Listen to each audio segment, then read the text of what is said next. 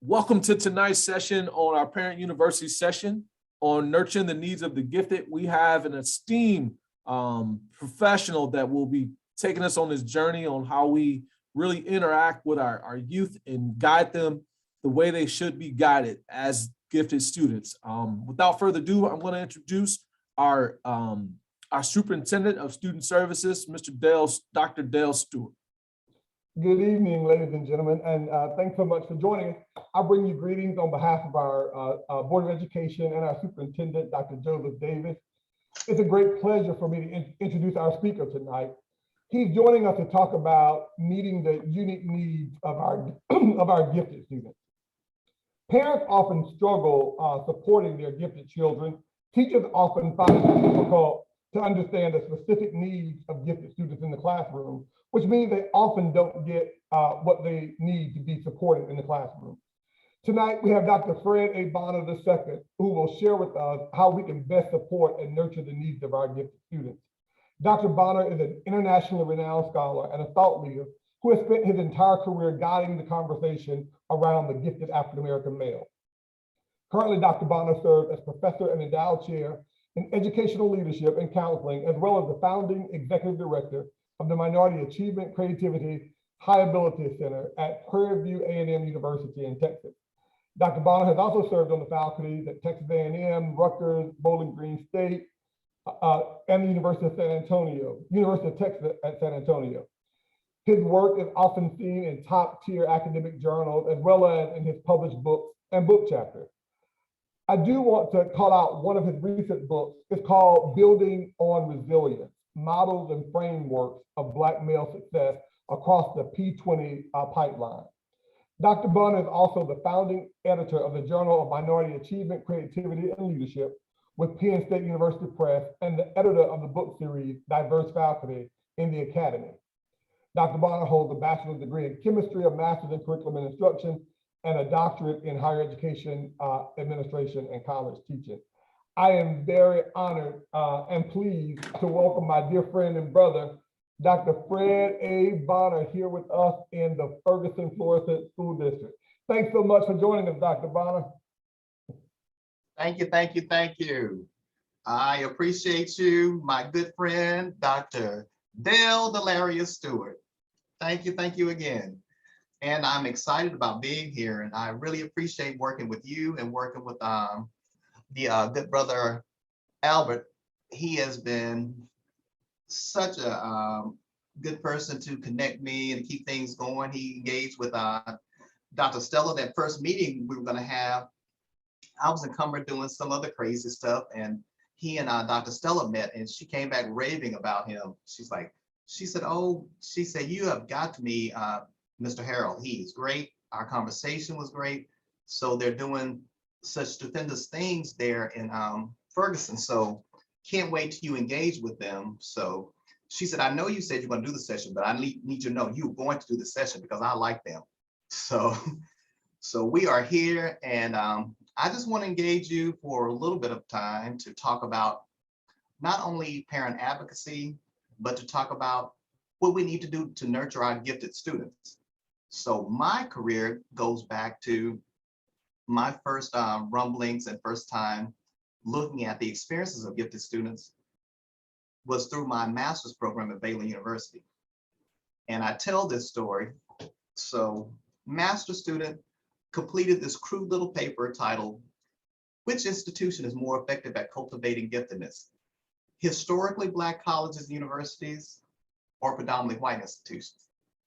So I wanted to know, even though I was in a K-12 program, so curriculum instruction is a K-12 program there at Baylor University, but I had such an interest in not only K-12, but what happens to academically gifted and talented Black males once they leave K-12, when they go on to college. So you got to go all the way back in the day to the olden days. I'm older than Mr. Harold and Brother Stewart. So you got to go back to 1994. And at that time, when I was a master's student, no one was really focusing on Black males. So now the research is hotter. It's not as hot as it needs to be because there still needs to be a lot more research. It's a little bit better, but at that time, there was nothing out there. So when you put in academically gifted and talented Black males back in 1994, you got less than 1% of the hits and scholarship coming down the pipe. If you put in academically gifted African-American males in college, you got 0. There was no one writing about that.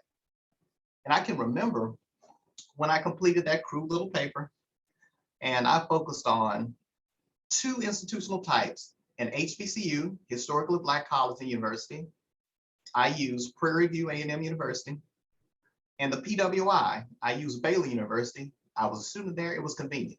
So anybody that knows anything about research, Dr. Stewart is a researcher extraordinaire, quantitative researcher. Dr. Stella is a qualitative researcher. My associate director is online as well, Dr. Stella Smith. And they will tell you, you know, when you're looking at, you know, comparing, having 2 entities that you're comparing to be being very similar, the similarities being very, very important, making sure that the demographics are aligned. So you have, you're comparing apples to apples as opposed to apples and oranges. I just did Prairie View and Baylor because I thought, oh, well, I know these 2 institutions. And my chair, not my chair, my professor at that time, Dr. Johnson, she said, this is great. It wasn't great. It was horrible. I was a novice master's researcher who was doing bad research like most master's students do. But she gave me that nudge to say that, you know, this is the beginning of something that could be very, very good. And when you go on to get your doctorate, I was like, huh? She said, when you go on to get your doctorate, I think that this particular topic and topical focus will be something that can lead you into an entire career. So she was kind of speaking into my future. So lo and behold, graduated from Baylor University, went on to the University of Arkansas, majored in, my doctoral degree is in higher ed administration and college teaching. And I chose as my dissertation topic, the cultivation of giftedness among academically gifted African-American males, HBCUs, and predominantly white institutions. So the beginning of my career, the foundation of my career, and my very first book looks at what it means to be academically gifted African-American male in a PWI, predominantly white institution context, and an HBCU context.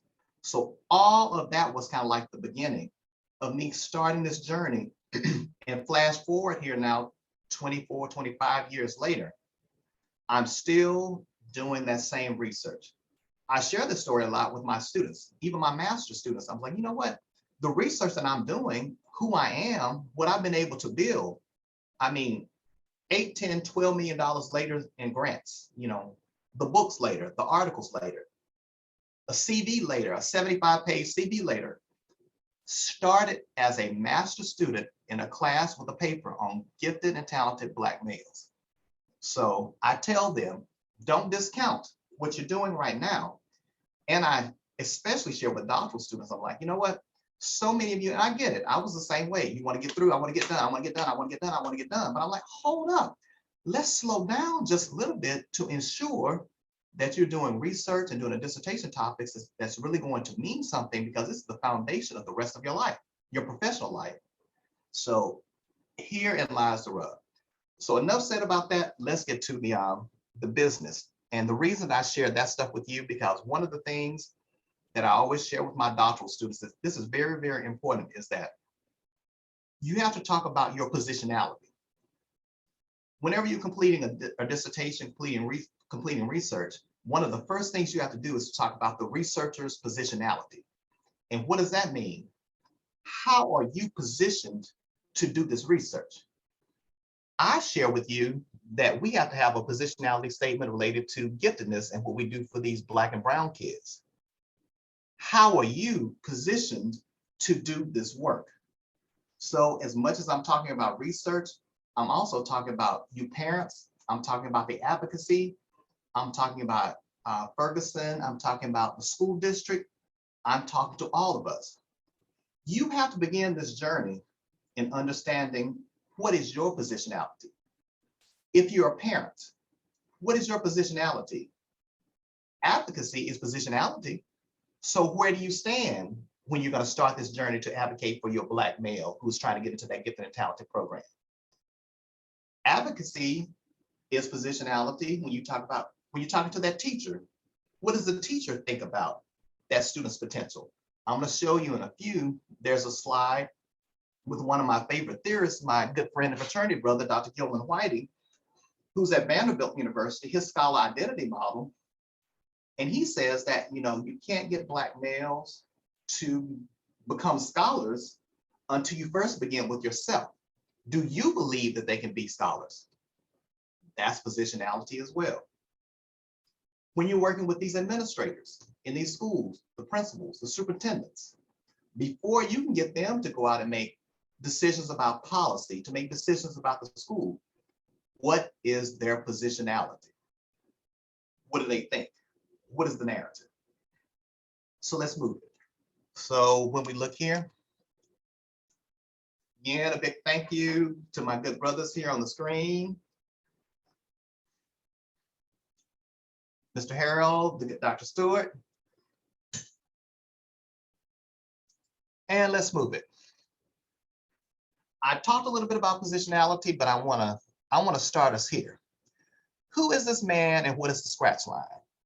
So when I spent time in New Jersey at Rutgers University, actually right before I came to Prairie View, the job I had before here, I was a professor and the Samuel DeWitt Proctor Chair at Rutgers University. So I left Texas A&M College Station and went to New Jersey to assume the Proctor position as chair. And one of the things, and that was my very first endowed chair.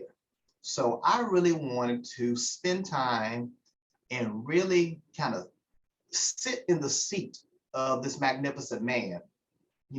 I wanted to really honor my chair's namesake.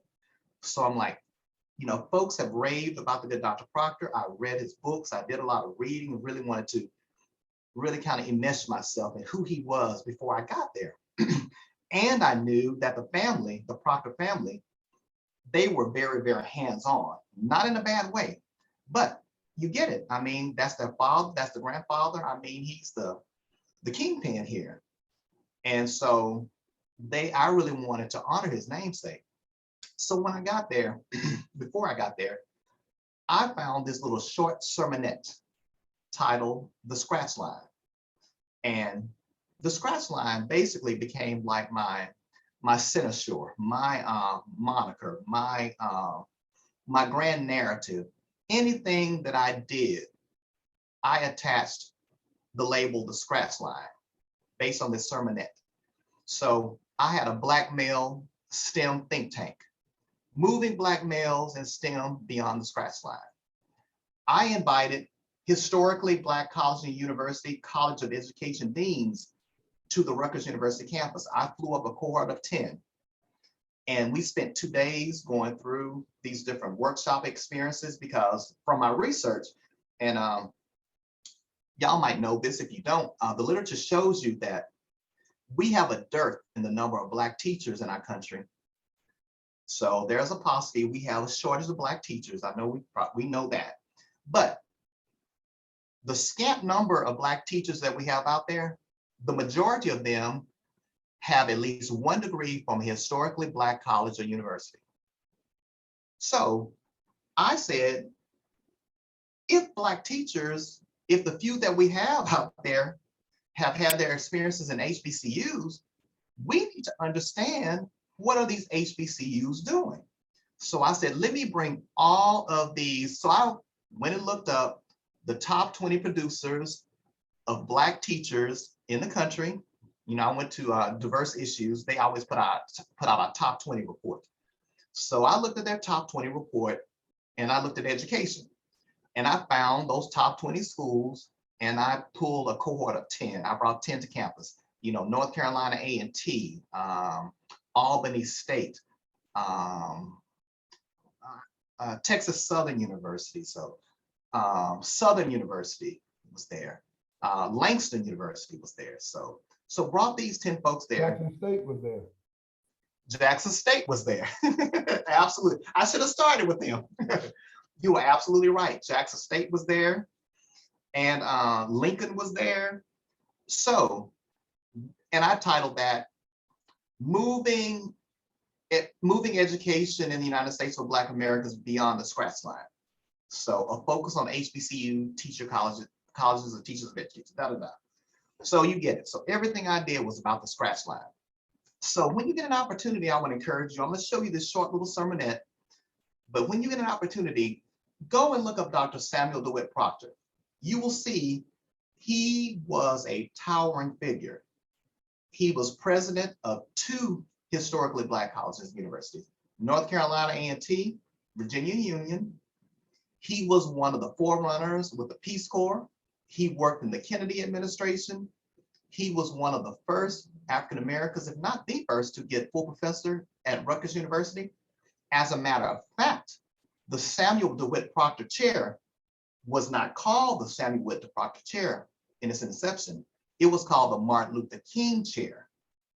So when Dr. King was assassinated, they changed the name to Samuel DeWitt Proctor Chair. And Samuel DeWitt Proctor was one of Dr. Martin Luther King's mentors. So he talked about him. And I would encourage all of you, Proctor, he has several books. One of my favorite, you have got to read it. If you get it on your Kindle and read it when you can, it's a quick read and it's just magnificent. It's called The Substance of Things Hoped For. One of my favorite. So with that said, one of the things that I do if I was there with you face to face, I always engage my audiences. I do a lot of consulting with school districts, with colleges and universities. So I like to get people moving. You know, that's that K-12 curriculum instruction educator in me. So I always have my audiences. I don't care. I've done it, you know, if my audience is as small as 5 or 6 to I've had 200, I still get them moving. So I say to the audience, you know, I want you, if any of you have any experience with the Southern Baptist Black Church or the Black Church in general, there's this thing that many Black ministers will do. They will say, turn to your neighbor. So what I have for you is what I call my first turn to your neighbor activity. So out there in virtual land, so we're just gonna pretend that we're all right here together. So the people around you, I want you to turn to your neighbor, so the people right there virtually. And after you watch this short sermonette, I want you to pose 2 questions to your neighbor. The first question is, what are you doing to nurture the gifts and talents of students here in the Ferguson School District? What are you doing to nurture the gifts and talents of students in the Ferguson School District? That's number 1. Number 2 is, what are you doing to nurture your own gifts and talents as an individual who's a parent, teacher, or administrator? So first of all, you think about what are you doing for your students. Second of all, you're thinking about what are you doing for yourself. So with that said, hopefully we tested this. So hopefully we can, let me go back. And I'm looking at y'all on multiple screens, I'm sorry. Trying to move it over. So let's see, there we go. We do not all start at the same scratch line, although there's one original position hypothetically for everybody. You were born here owning nothing, having earned nothing, just born. There you are, helpless, and you're a debtor to everybody. But some of us opened our eyes and saw nothing but blessings just dumping on us.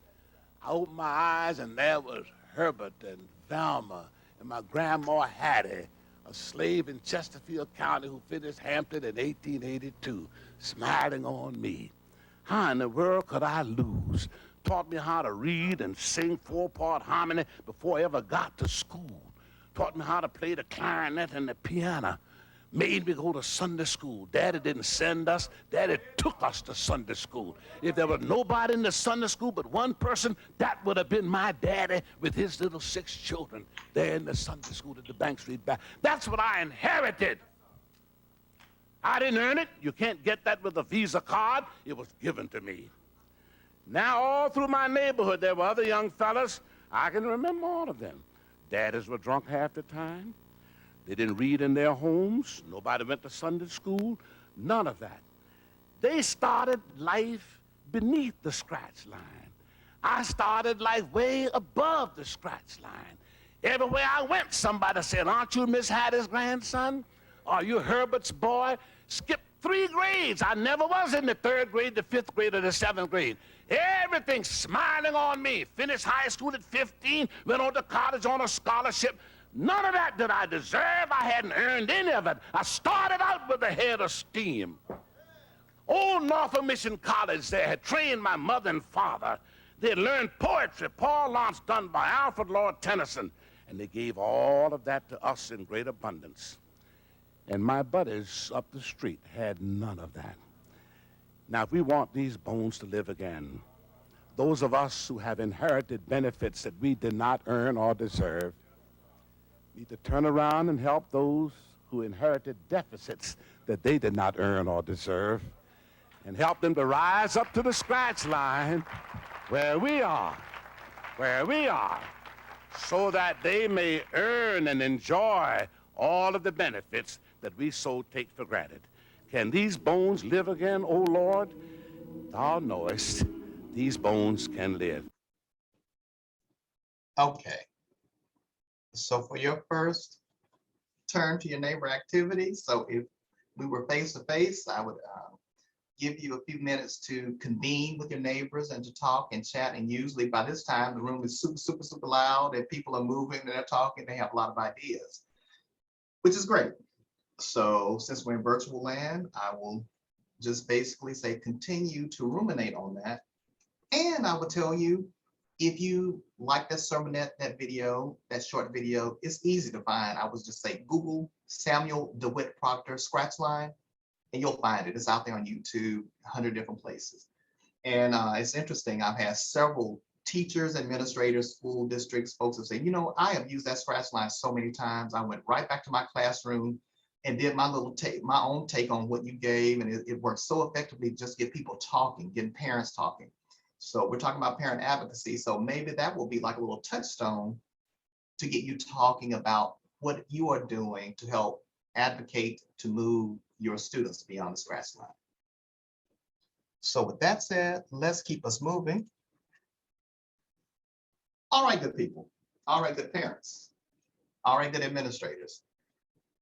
I want you to have resources and sources. I'm an egghead, I'm a professor, I embrace it. And I love research, I love data.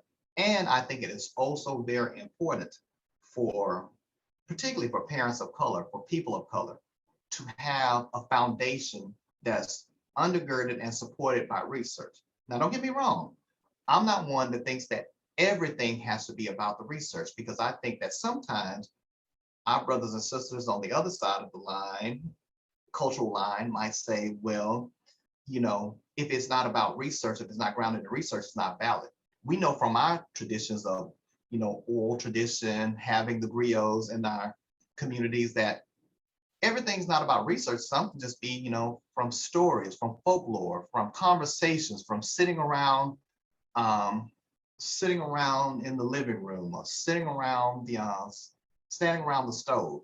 So I'm not saying it has to be about research, but I am saying that a lot of what we do, and to give us the gravitas to do what we need to do, particularly as it relates to policy and some of those things, we know that the world out there, they want to see the data.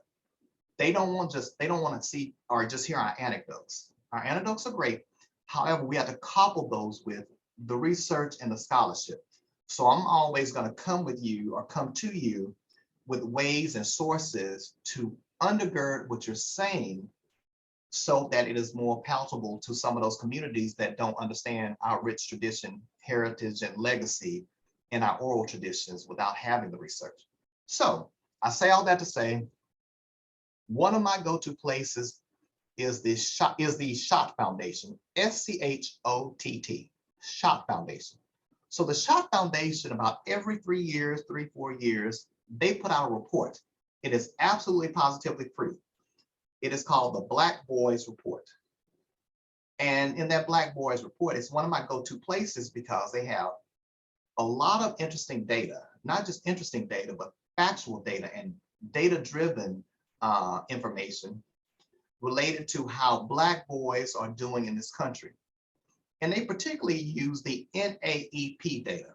So for those of you in K-12, my good P-12 people, you know that's the National Assessment of Education Progress. For those of us outside of P-12 who might not be as familiar with the acronyms and the language. So the NAEP data is also called America's Report Card. So that data tells you how students, not just Black males, how all students are doing, how they're doing in reading and literacy, and how they're doing in math and science. And it also gives a rendering, and it shows you some outtake information about how students are doing, particularly for Black males. You see how there's an over-inclusion of Black males in special education and an under-inclusion of Black males in gifted and talented, AP, and International Baccalaureate. So the Black Boys Report is like a go-to place and space where you get so much rich information, and it's all right there in this one spot. They don't just do the Black Boys Report, they have other reports. When you go to the site, you're gonna see it is like rich with so many things. It talks about poverty, it talks about SES, they talk about charter schools. I mean, it's amazing. But for me, I focus a lot on, since I focus primarily on Black males, not solely, primarily, so I get a lot of my stuff there, but that's not all that they do. So I would say use that as a go-to place. For the purposes of this presentation, I am centering on the Black male portion, and one of their sub-reports within their reports is called Invisible Men. And this Invisible Men report, it talks about how Black males, Hispanic males, particularly Black males, they are invisible in our public schools. So as we're talking about advocacy, so as we're talking about touchstones and information that is very, very important for Ferguson, I would say this is one of the very first slides that I want you to take a pause. As my, dating myself, as my good TV friend Arsenio Hall would say, things to make you go, hmm. So here's something to make you go, hmm, you should go, hmm, right here. You see the link here, but if you put in Black Boys Report, Invisible Men, you will see this particular report is very, very short, and it talks about the 3 major invisibilities that we see with Black and Latinx males in schools. One of the invisibilities, they say there's invisible data. And they go on to break down the narrative to say that the data are there. The data is out there, but the data that we choose to focus on is at best incomplete, at best lopsided. So it doesn't show the true picture of what Black and Hispanic males are actually doing. So we tend to report the information that shines us in the best light. That's what people do. One of my professors used to say all the time, you know, lies, lies, and damn statistics. And he was a statistician. He was like, I can tell you any story I want to tell you. I can get my numbers to tell you anything I want to tell you. And it's the same thing if you go on to the other side of the house. You know, I'm a qualitative researcher. With qualitative research, we talk a lot about, you know, the researcher's positionality. We talk about power in research, who holds the power. Some of our qualitative research philosophers that float out there, you know, we go way back, like people like Foucault, you know, they say things like, you have to think about it, even with qualitative research, you might feel like it's more authentic, you're actually reporting the voices, but then again, it's still subjective. Who did you choose? You got 100 people and you chose to interview just these 5 Black people who had this particular experience. Well, your qualitative story, yeah, it's authentic, but it's authentically those 5 people you chose. If you choose 5 people, 5 Black people who are, you know, lack of a better expression, Cosby kids who are at Princeton versus 5 Black students who are here at Prairie View at Texas Southern or at Southern, I think you might have a different experience talking about, what it is, how you got here, So you get it. So invisible data is one. Invisible students is another. In that, they go on to say, we play games, smoke and mirrors with these students. So the way that the game is played and the way they explain, I'm just telling you what they're saying in the report, just giving you a little snapshot. You get to read it for yourself. They're saying that we will say, well, Black males and Hispanic males, they're not doing poorly. So we're graduating, we graduated 68% of them. Well, that's 68%. How many is that? Well, it's 30. Well, if you started with 3,000. So as we say, and they say that what we tend to do is we don't account for the fact that you have a lot of Black and Hispanic males who drop out, stop out very, very early on, but we tend to only report those at graduation. But what happened to those who were way back here that we lost a long time ago? So now what you're just reporting is the very future data with these who have made it here to graduation and saying that, in ninth grade, so-and-so numbers started and we graduated X number. But what happened before ninth grade? So they explain how there are invisible students and they say they're invisible degrees. And what do they mean by that? Not all degrees are made the same. And they even go in and give you like different states. I'm like, ooh, they're really going in. They pull in the cover back. So they're like states like Louisiana, not just beating on the South. They say states like New York.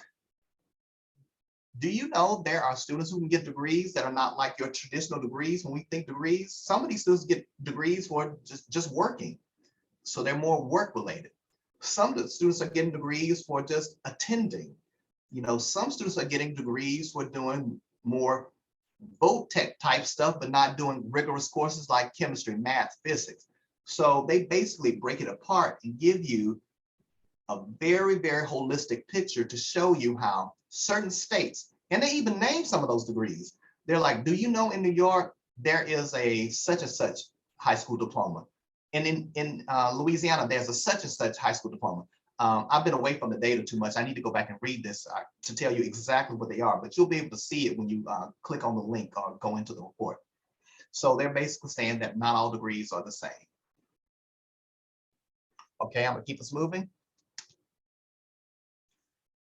This would be, if I was there with you, your next turn to your neighbor activity. So for this one, looking at this collage, who is gifted? Who's gifted?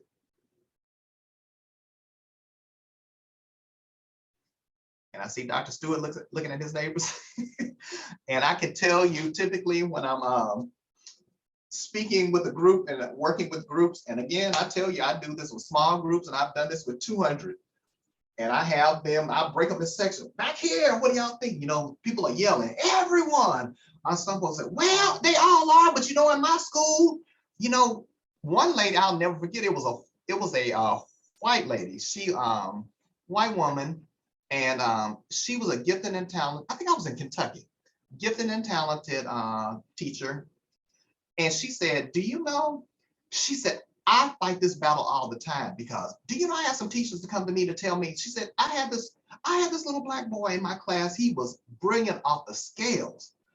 And she said, I talked to some of the teachers about him. They said, he can't be gifted because he brought roaches to school. She said, what the hell?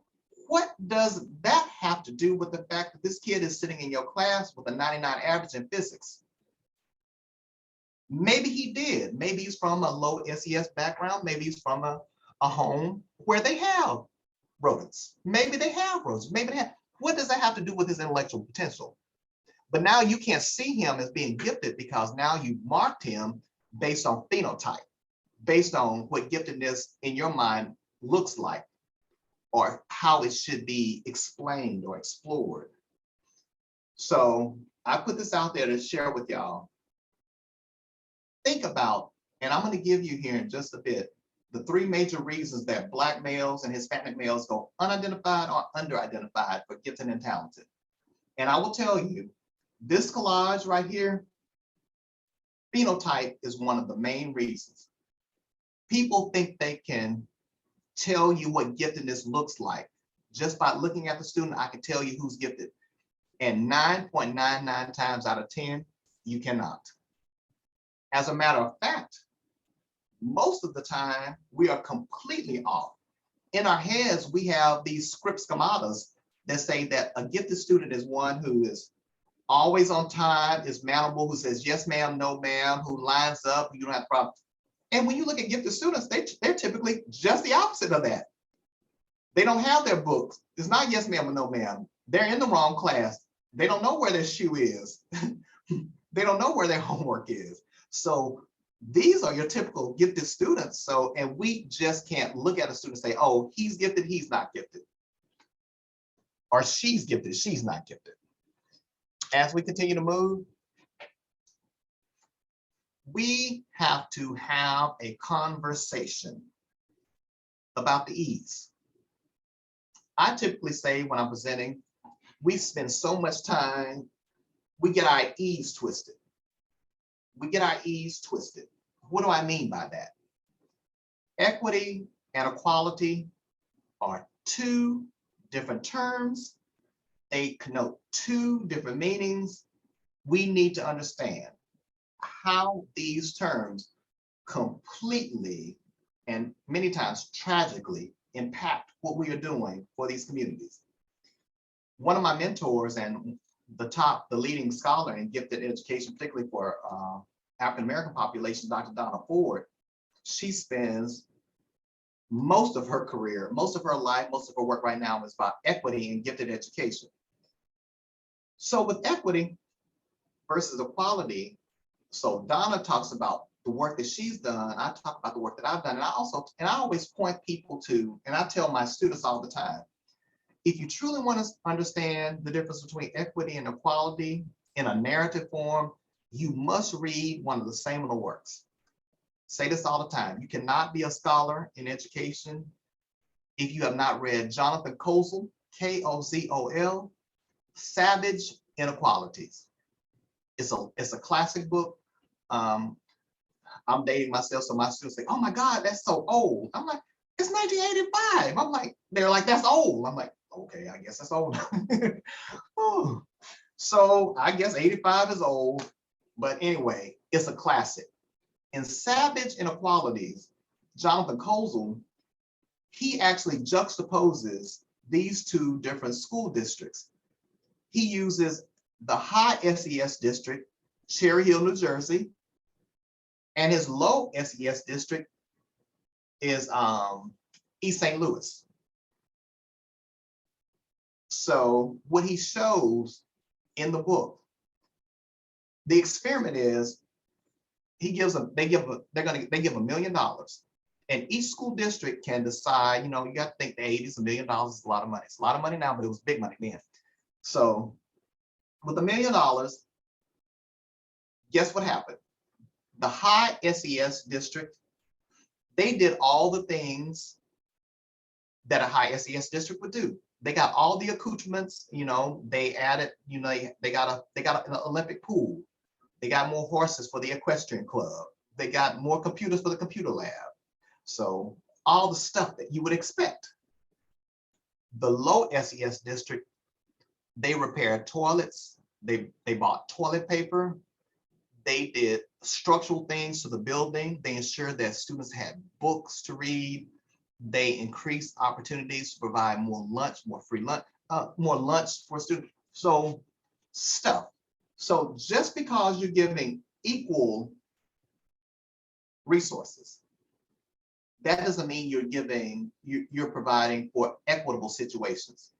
So giving the same amount of money when you're starting off with inequitable situations, equality is not going to make a difference. It's not going to bring everybody up to the scratch line. So we really, truly have to understand equity, equality, two different things.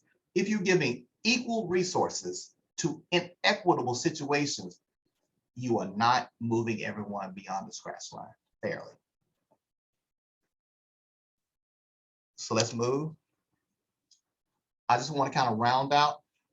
A lot of what I've been talking about is in my book, Building on Resilience.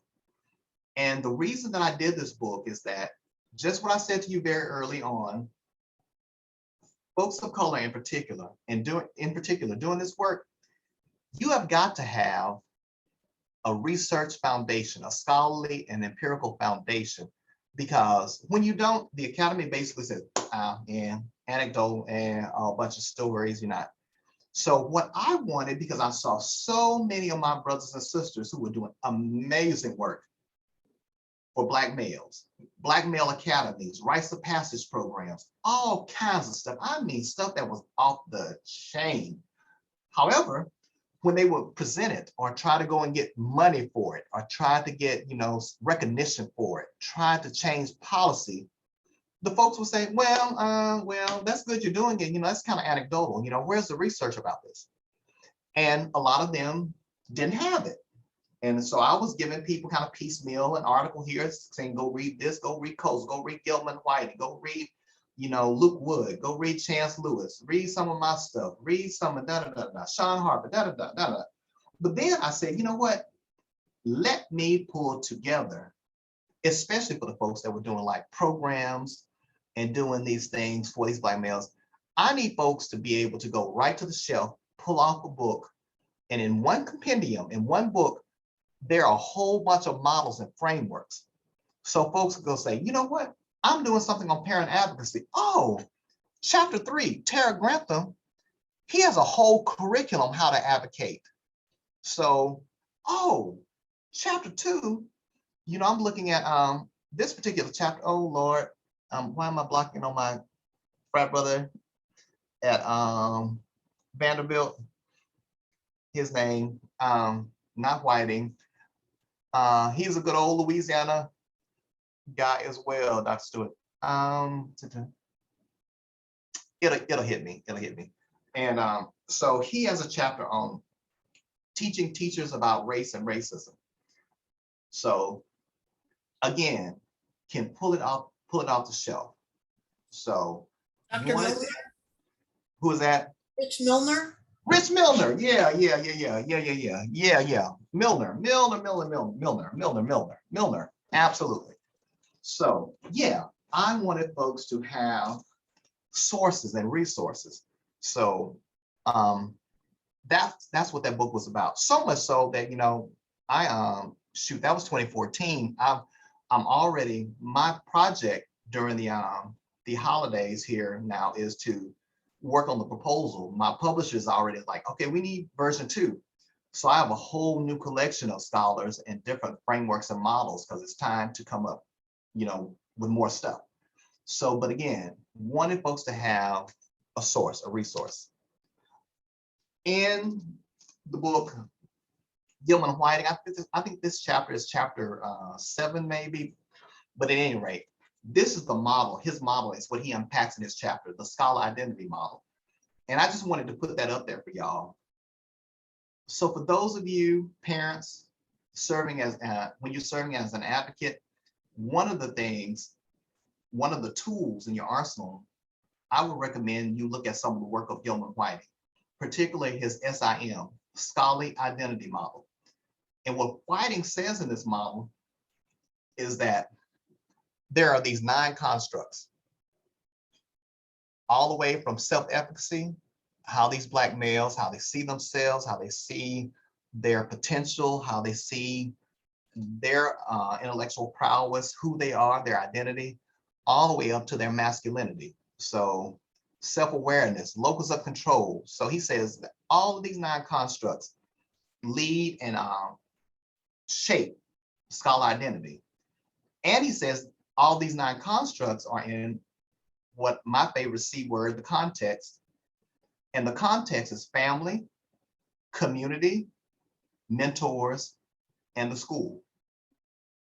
So developing the scholar identity, these 9 constructs, they are ensconced in a context of family, community, mentors, and school. So that's really much of the work that the good brother Harold is doing, what he's doing, because you see community up there, you see family up there, you know, you have your school foundation and you have your mentors. So you guys are already doing it the right way. So again, using some of these models and frameworks to reinforce what you're doing, I think is going to be very, very important as you move forward. Here is, so that is on the K-12 end. I just wanted to share with you my particular model. So as much as Whiting is K-12, my model is higher ed. So, and what I have found in all my years of research, my model unpacks. These are the factors that I found to be the most influential in Black males being retained in institutions of higher education. It's kind of morphed into a discussion about STEM, but it's not just STEM. It's really Black males in general. So these were the factors that I found to impact, to influence Black male success. A relationship with a faculty member, having a peer support network, having those peer relationships, a critical mass of peers is important.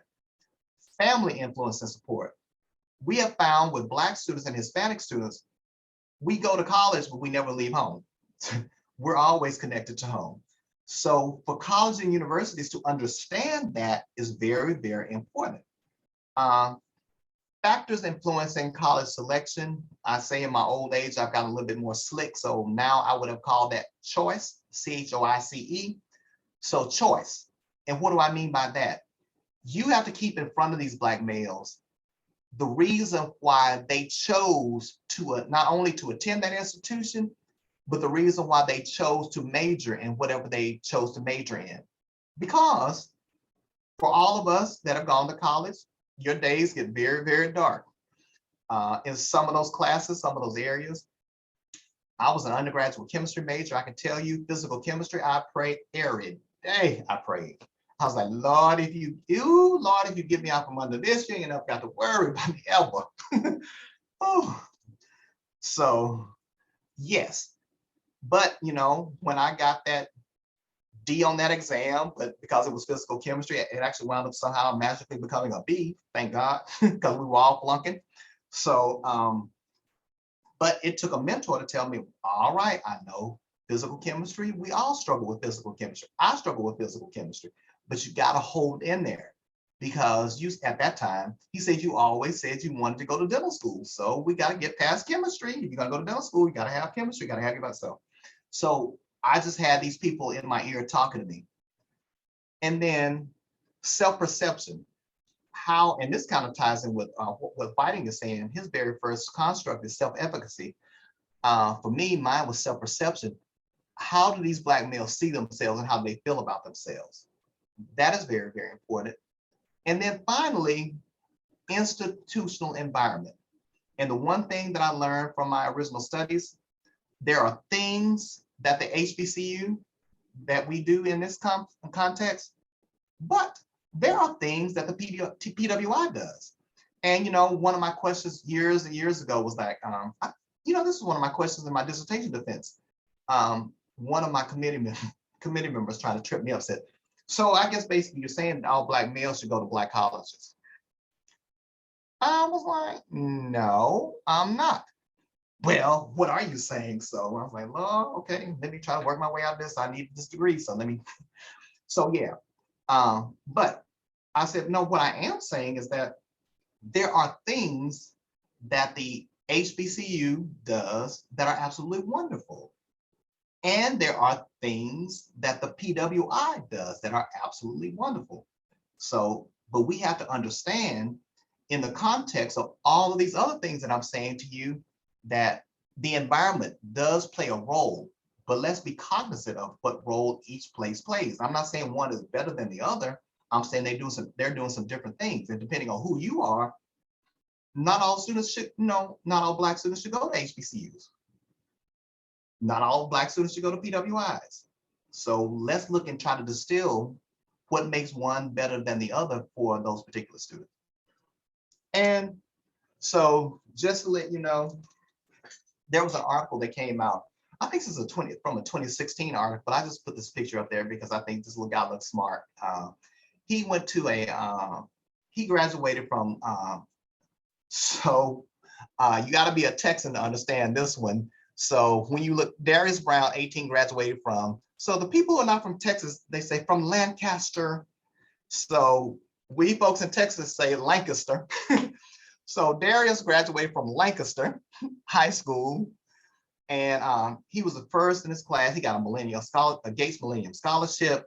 But what is really interesting about this story, if you put in, actually, what you see at the top in the yellow, that title is the actual title of the article that came from the Dallas Morning News. So if you put in, why aren't there more African-American boys in gifted classes, Dallas Morning News, the whole article will come up. So, but it talks about how Darius's mom had to serve as a parent advocate, how Darius was like smart off the charts. But even though he was brilliant, his mother had to fight tooth and nail all the way through. 1, to get him into gifted and talented, 2, to keep him moving, 3, to get him recognized, 4, to advocate to get him the scholarships that he deserved. But then he wound up getting a Gates scholarship. So absolutely brilliant. But it just chronicles the story of what we are talking about here tonight, how his mother was such an advocate and really had to help him chart a path to moving on to be successful. I wanted to show this to you. If you get a copy of the Building on Resilience book, that you will see you will see Tara Grantham's chapter. So Tara Grantham, he actually, you see Grantham, Mary Fraser was his advisor at University of Georgia, and Robertson Bridges, those were like two colleagues. So they, 2005, they developed the GPAM. The GPAM is the Gifted Program Advocacy Model. So his particular chapter in the book, chapter 3, he breaks out this model. And when I tell y'all what he does and the way he structures it, you could literally take that chapter, print it off, read it, and go give it to your parents, sit down with your parents and say, this is what you do, because he gives you a step by step. If you have a Black male, you are trying to get him into gifted and talented, here's the stuff that you need to be saying to the school. Here's the stuff that you need to be asking yourself. Here's the stuff that you need to be saying to your child. Here's the stuff you need to be saying to the principal. Here is what you need to be looking for. If you go to the library, here's the research you need to be doing. I think it's absolutely amazing. It's an amazing chapter. But here's the model. He takes you through, he says that if you're going to advocate for your child being gifted and talented, you have to first talk about a needs assessment. So you need to talk to your school. What type of needs assessment? How are y'all assessing these kids? How do you know? Why are you saying that my child is not gifted and talented, but then, X, Y, and Z child is up in there? So what did y'all do? What kind of testing did you do? And he says, he gives you some steps. Once you figure out, if the needs assessment was valid, if it was not valid, but then you need to start to develop an advocacy plan. He says that there are formal things you can do and there are informal things you can do. And you should do those things in tandem. The next step, he says that you need to look at implementation. Who are going to be your people to move this stuff to action? So many times, we as people of color, we have these ideas, we have the implementation plan, but then we don't have the agent to move forward. So who's going to be your ram in the bush? Who's going to be your person to move the things forward to say, hey, we've got to implement this. And if the implementation needs to be your gifted coordinator, so who among you is going to go and talk to that gifted coordinator, say, look, this is what we need. We need to implement a plan that's going to do A, B, C, and D to help bring more equity. And I will tell y'all that the GPAM, the foundation of all the stuff they're doing with the GPAM is based on trying to get more equity in gifted and talented programs. Not equality, equity. And finally, he says there has to be follow-up and evaluation. Because these things a lot of times, even if you push for them and you get them in place, they fall by the wayside because nobody's there to say, we got to keep it going.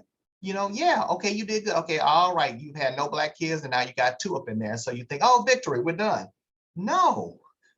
How can we go from 2? How can we get 5? And then the next year, how can we get 5 more? Can we have a timeline here? And this is part of your plan. And he says it in the article, in the longer article. He talks about how one of the most important things for advocacy is to sit down with your people and say, we got to have a timeline. We got to have action. And when are these actions going to take place?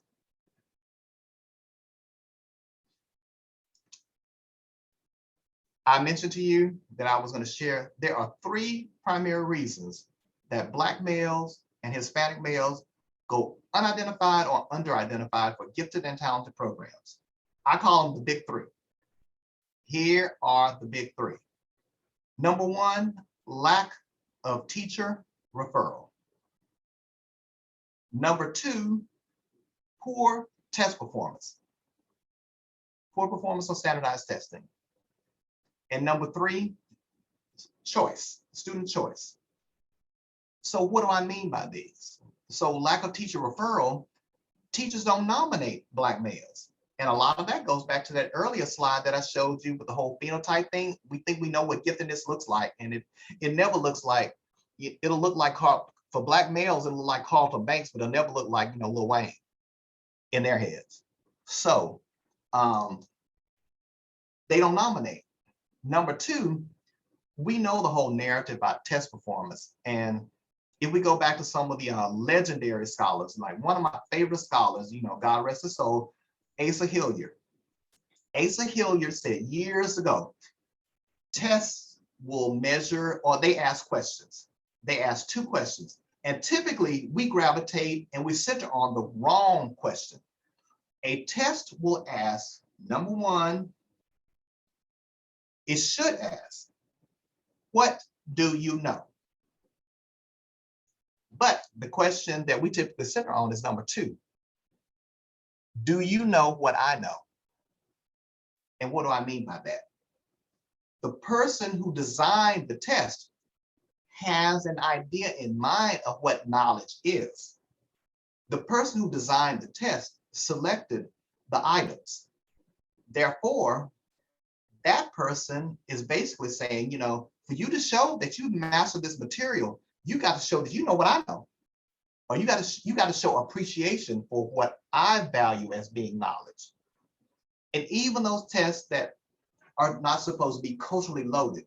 If you look at some of the work of Donna Ford, even when there was this move to have tests that were like these nonverbal assessments, or these assessments where it was not about the language, because a lot of it, folks were like, well, we're saying these tests are culturally biased against Black kids because of the language, because, these kids, the standard English thing is tripping them up.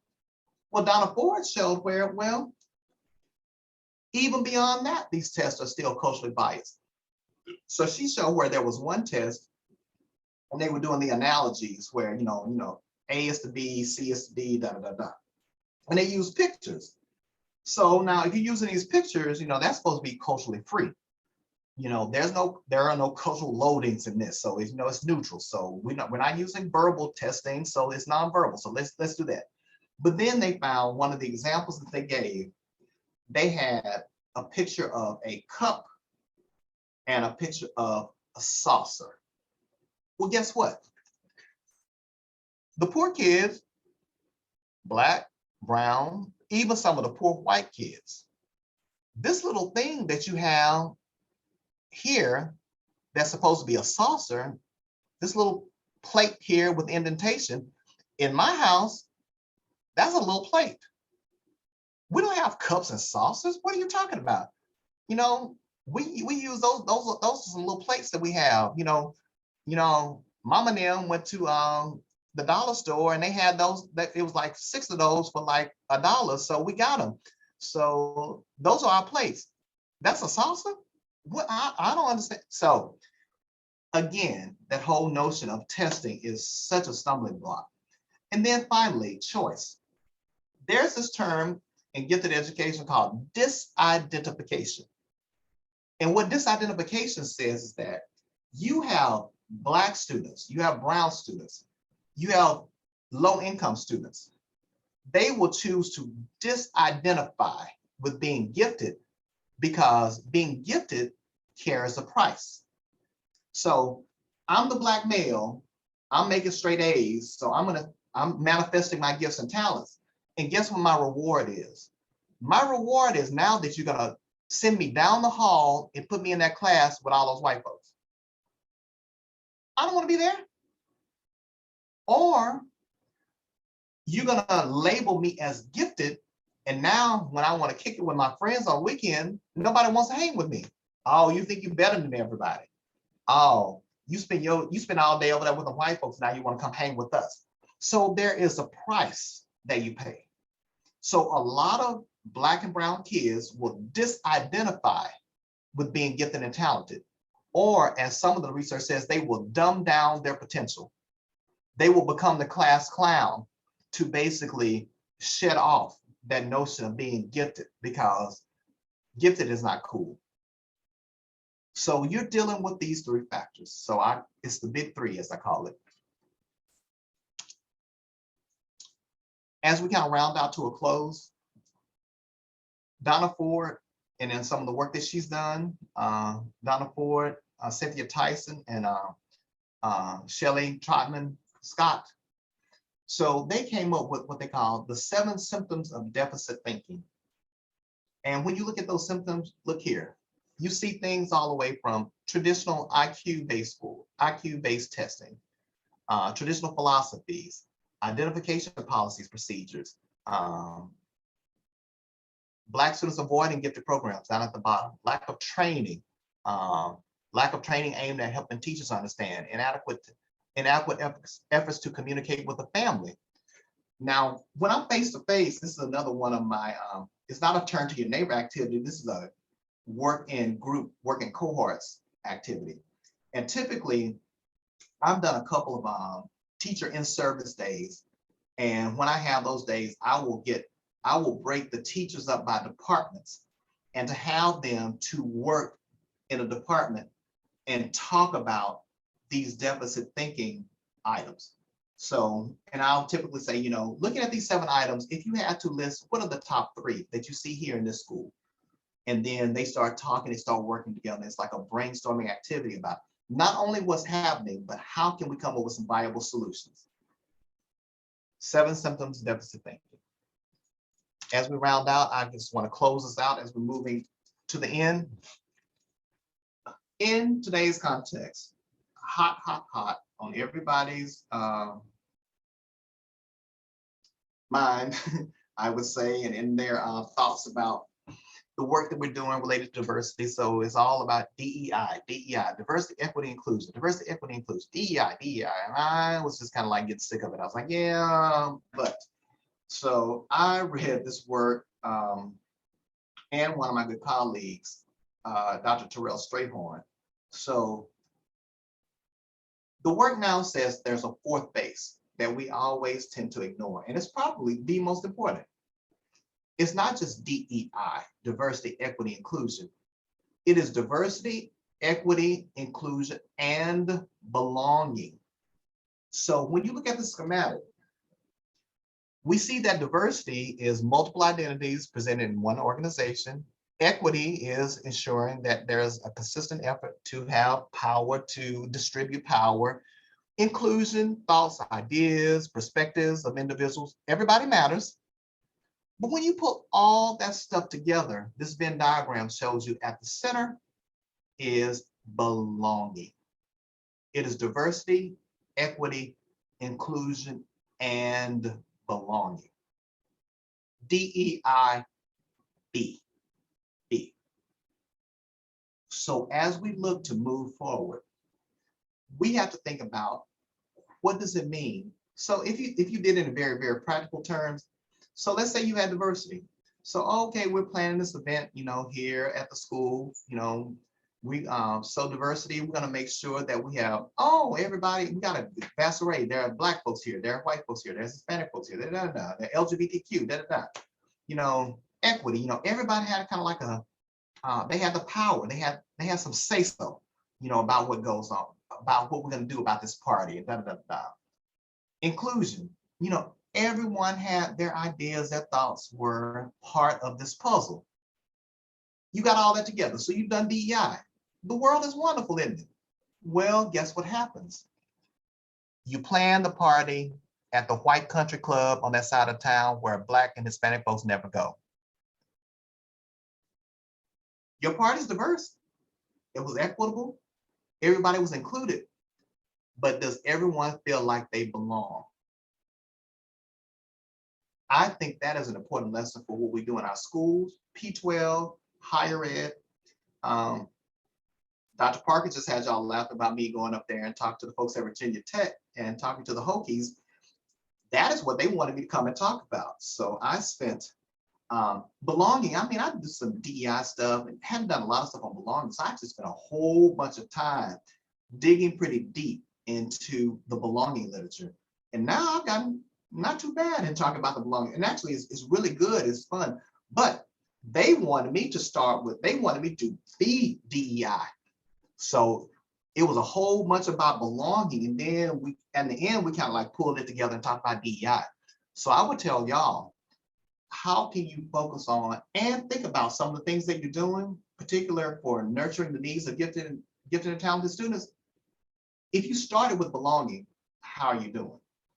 And could you do better? Do your parents? One of my favorite books is by Lisa Delpit, Louisiana woman, Dr. Stewart knows well. And it's one of her classic books. It's called Other People's Children. It's a classic. And in her book, she talks about other people's children. That's right. And she gives this narrative about how a lot of parents is like, part of y'all's problem, she basically says, is that, you know, you have all these kids come from these low-income backgrounds, these Black and brown kids, and they're also very attached to their parents, their communities, and you make their parents feel like they don't belong. She talks in the story, she gives a narrative about how this one mother is probably like one of the most responsive mothers of all there. She's always at the parent advocate meetings. She's always there at PTA and all that. She was low SES parents, and they talked about how she showed up at one of the kids' parties, and she was kind of running around in a tattered coat, and you could slightly smell a little alcohol on her, and how the school just kind of like ostracized her. And she's like, wait, this woman is one of the best parents that you have. No, she's not here, you know, looking like she stepped out of Vogue. And yeah, you know, she might look a little bit disheveled, but she loves her child. She loves these kids. They love her. But look what you're doing to the parents who don't fit that model. They don't feel like they belong. So all this time, you treated them like crap all the way through school. So you got, and she says, you got a lot of the parents who went to these various schools, and now their kids are in these schools, and they were treated like crap all the way through when they were in school, and now their kids are there. They ain't coming up here. They know how bad, they're figuring that you're treating their children like crap because you're treating them like crap. So, you know, I'm not being very eloquent in how I say it, but that's basically what she's saying. Read the book. You'll see. She breaks it down. Other people's children. And finally, whenever I'm out working, doing consulting with school districts, with higher ed, I usually try to engage them in this activity. And this comes from my work being a faculty member, being a dissertation chair, being a PhD faculty member. One of the things that a good 99% of my students struggle with, I struggle with it too. You know, you're writing this dissertation, and at the very end, you got to write up your findings. You got to connect your findings to your theoretical framework. Everybody has this theoretical conceptual framework. And most doctoral students like me, none of them, you don't really know what that is. You're just trying to get done. You're trying to finish. It sounds good. They told me I need a theoretical framework. And then in the end, you're like, oh, hell, what do I do with a theoretical framework? So my chair said, you know what? You have got to connect your framework to your findings. You know, that's your heart. And let me show you the best way to do it. He said, you need to go read these authors called Miles and Huberman. And they have this thing called a conceptually clustered matrix. And what you're going to do, you're going to take each one of your participants. You have all these Black males that you interviewed, and you interviewed them, and your theoretical framework was, you said in your framework, it was about mentoring, resilience, So you have all these constructs. He said, you're going to match each one of the males to that construct and put in that box the statement from your data, from your transcript, what they said.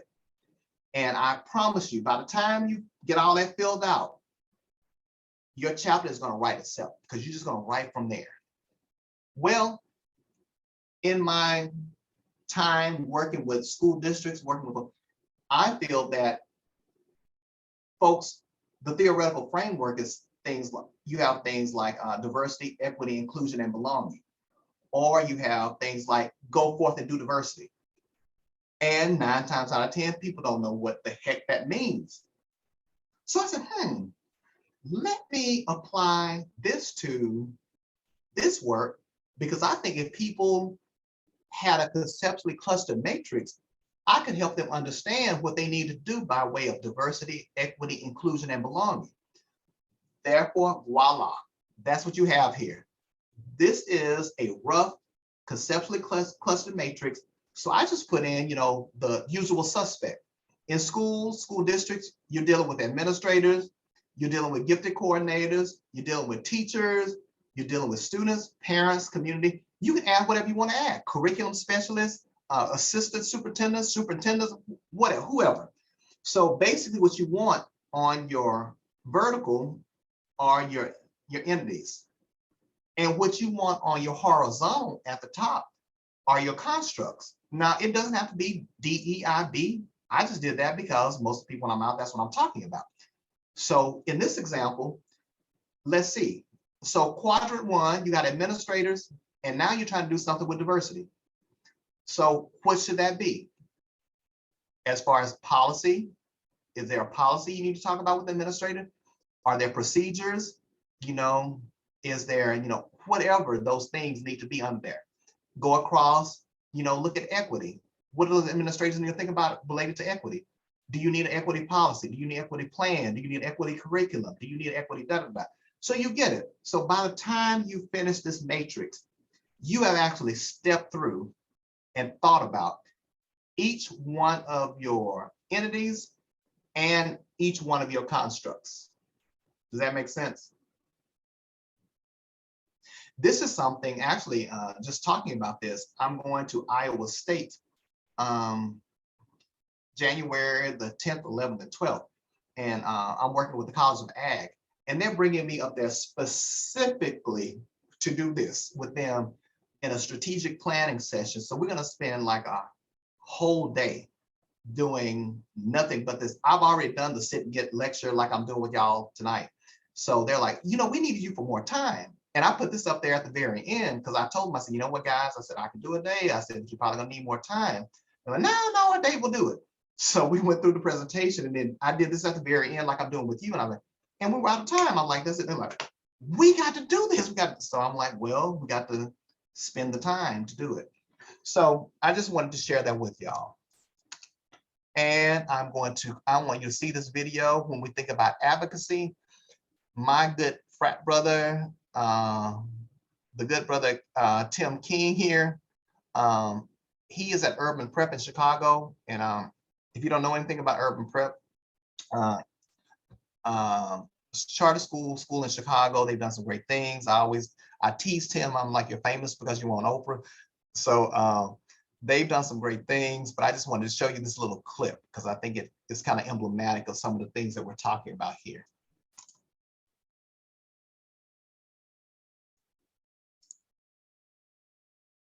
College to help support my family. I want to become a mechanical engineer. Once I get my degree in engineering, I want to go into law. I will be known for my success. With everything that Urban Prep has provided us, we can accomplish greater things. We don't have to settle for the least. We can shoot for the best. This is what happens when we believe.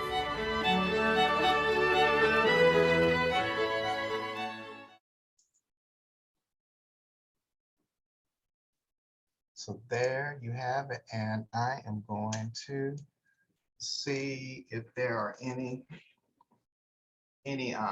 questions. I know everybody's out there in virtual land, but Dr. Stewart or Mr. Harold, I don't know if y'all have any questions or want to throw anything out there.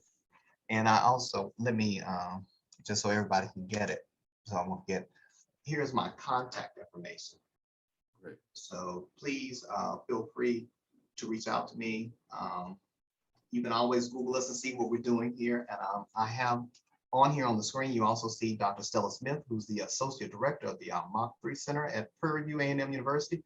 So I would encourage you all to Google Mach 3, MACH dash Roman numeral 1 to 3. So Mach 3 PVMU, and you'll see our research center here at Prairie View and some of the things that we're doing. And what makes me excited about being at Prairie View, I've spent a lot of time in PWIs at Rutgers University, at Texas A&M University, but it is so satisfying now to be here in a minority serving institutional space, an HBCU space, being able to do this work that we're doing.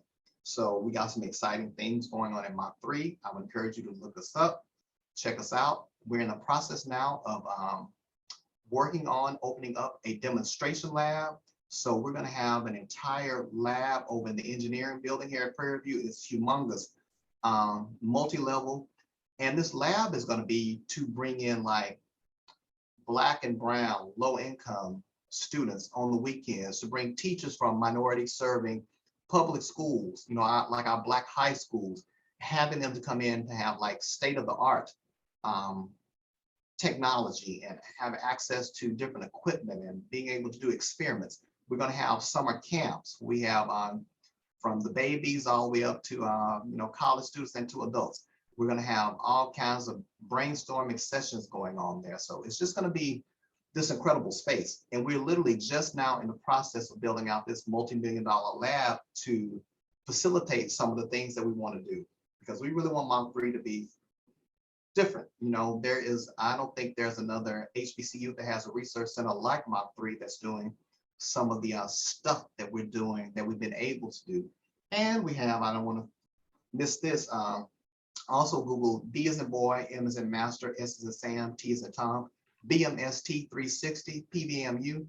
We just received a $1.5 million grant to get more Black men into teaching STEM at the middle school level. So this grant is going to be a grant through our Mach 3 Center, through Prairie View, that works with HISD. So we're going to take a cohort of 20 Black males and get them all certified in math and science, to teach math, science, to teach STEM courses at the middle school level in HISD. So with that said, I will stop there and turn it back over to my good brothers, the powers that be. Nice.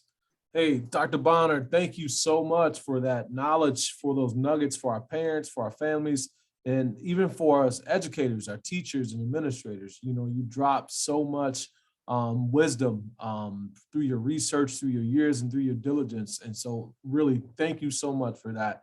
I had one question though. I had three, but two of them were answered already. But my first question and my only question is what specifically can parents do to support their gifted male students in elementary, middle, and high school, like tomorrow?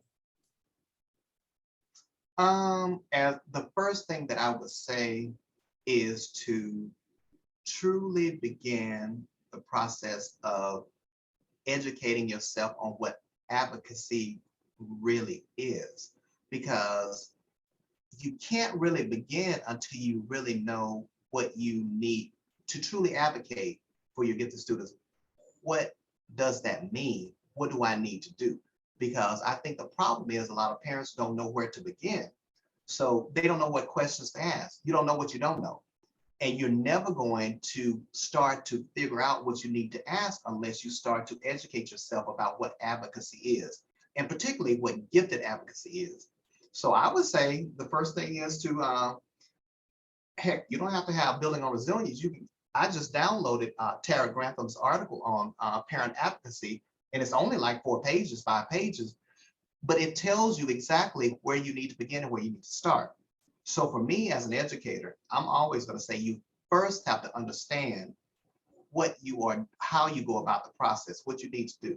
You know, so often we want to be reactionary. I want to do something for my kids. Well, do what? I want to do something for my gifted son. I want to do, well, what is it you want to do? And what should you be doing?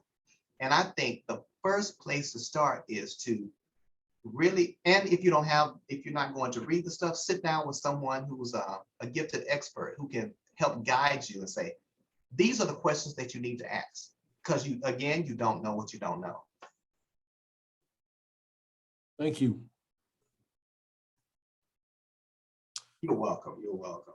Dr. Stewart. Dr. Bonner, thank you so much. Thank you, Dr. Stella Smith, for actually bringing this to us. I often share whenever I talk here in Ferguson, Florissant, our students are going through a dual pandemic. Definitely, our community has not healed from Michael Brown. Our kids have gone through this COVID pandemic where they've been locked in the house for 18 months. They're dysregulated, and we are working hard to get them back at the center. But in doing that, we need to definitely stimulate all of our students, but place a very special intentional focus on our Black and brown boys. Because here in Ferguson, Florissant School District, we look like the national statistics where Black boys are on this end of special ed for disability, but not on this end for IB, for AP, for even dual enrollment and our gifted program. So we definitely got to do better at better serving our students. So this put some more fire in my belly to do just a little more to help our students. So thank you so much for being with us today. And thank